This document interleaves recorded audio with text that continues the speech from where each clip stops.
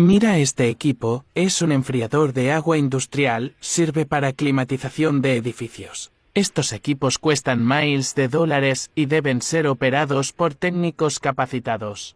Este equipo se dañó por trabajar sin su protección de confirmación de flujo de agua. Si el equipo trabaja sin circulación de agua, el refrigerante que está entrando al intercambiador de calor congela el agua en reposo, provocando la ruptura del serpentín.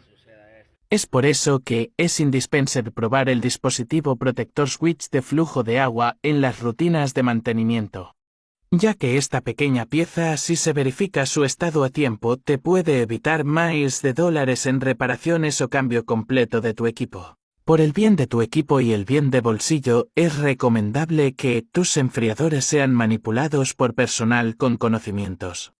Síguenos para más consejos.